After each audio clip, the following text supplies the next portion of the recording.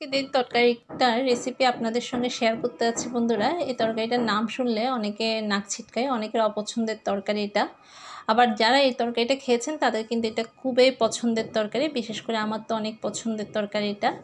তো এই যে আমি প্যানে একটু তেল দিয়ে দিলাম, একটু তেল বলতে পরিমাণ মতোই দিয়েছি, তেলটা একটু বেশি দিয়েছি। তার সঙ্গে রসুন কুচি দিয়ে দিলাম, একটু বেশি করে দিতে হবে। পেঁয়াজ কুচিটা একটু বেশি করে দিয়েছি, পেঁয়াজ আর রসুন মানে একটু বেশি করে দিতে হবে এই তরকারিটাতে।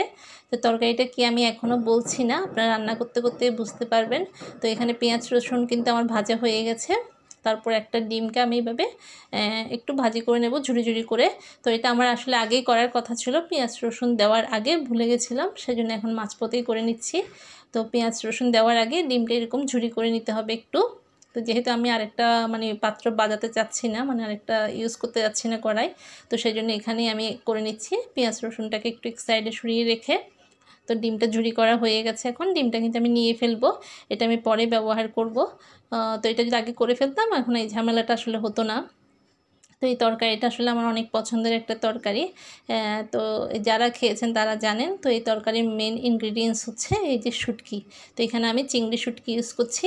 তো অনেকে শুটকির নাম শুনলে একটু নাক ছিটকায়, শুটকির গন্ধ অনেকের পছন্দ না। তো আজকে আমার তরকারিটা একটু দেখেন রান্না করাটা, হয়তো এভাবে রান্না করলে অনেকের ভালো লাগতে পারে। তো এখানে পেঁয়াজ রসুনের সঙ্গে আমি শুটকিটা কিন্তু খুব ভালো করে ভেজে নিয়েছি। আর শুটকিটা কিন্তু আমি গরম পানি দিয়ে অনেকক্ষণ ধরে ধুয়ে নিয়েছিলাম কিন্তু। তো এখন ভাজা হয়ে গেছে আমার শুটকি, তার সঙ্গে পেঁয়াজ রসুন সবাই ভাজা হয়ে গেছে। তো এখন কিন্তু আর কোনো গন্ধই থাকবে না। তো এখন আমি এখানে একটু পানি ঢেলে দিয়েছি, বাকি মশলাগুলো এখন অ্যাড করবো এক এক করে।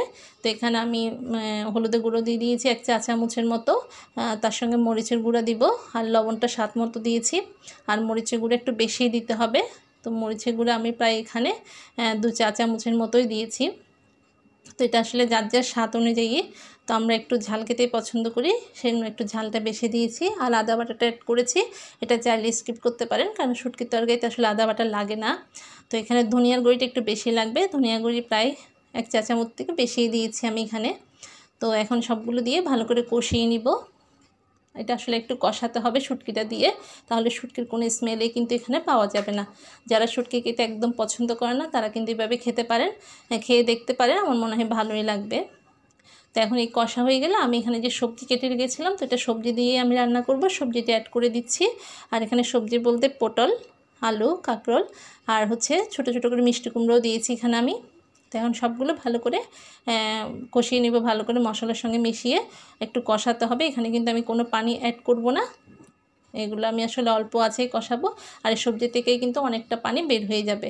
তো আমি এখন মশলার সঙ্গে একটু ভালো করে মিশিয়ে নিব সবজিগুলো, মিশিয়ে তারপর আমি ভালো করে একটা ঢাকনা দিয়ে চেপে দিব, যাতে এটা সেদ্ধ হয়ে যায় আর ভিতর থেকে অনেকটা পানি বের হয়ে আসে। আর সবজিগুলোতে আমি ছোটো ছোটো করে কেটেছি, সেটা আপনাদেরকে দেখালাম কতটা ছোটো করে কেটেছি।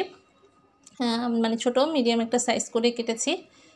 তো এখন ভালো করে চাপা দিচ্ছি, এটা দেখবেন একটু পরে মজে কিন্তু একদম অল্প হয়ে যাবে, এই যে দেখেন। আর মাঝখানে কিন্তু আমি 2-1 বার তুলে তুলে দেখেছি, আর এগুলো কিন্তু সবজি থেকেই বের হয়েছে পানিটা, আমি কিন্তু এখানে কোনো পানি এখনও অবধি অ্যাড করি নাই। তো এখন পানিটা আমি দিয়ে দেবো, যেহেতু আমার সবজিটা কিন্তু সেদ্ধ হয়ে আসছে। তো এখন ঝোলের জন্য যতটুকু প্রয়োজন ওরকমই পানি দিব, খুব একটা বেশি দিব না। তো এখানে আমি এখন পানিটা ঢেলে দিচ্ছি সামান্য পরিমাণেই। তো এই পানিতে কিন্তু তরকারিটা হয়ে যাবে, যেহেতু শুটকির তরকারি আসলে ঝোল থাকে না, একটু মাখা মাখা খেতেই ভালো লাগে।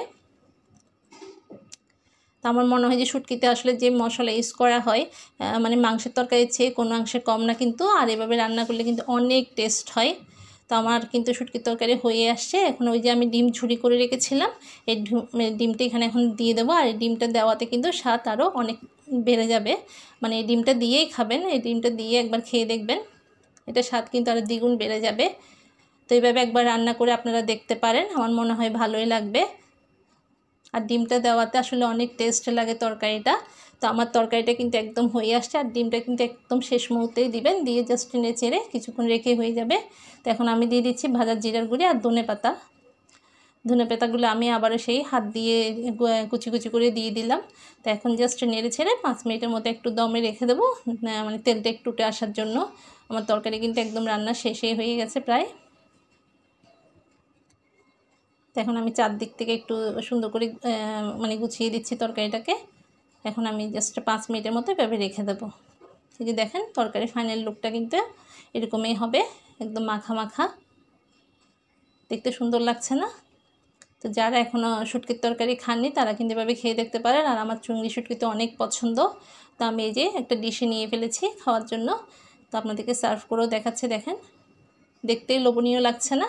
আর এখান থেকে কিন্তু কোনো স্মেল বের হবে না।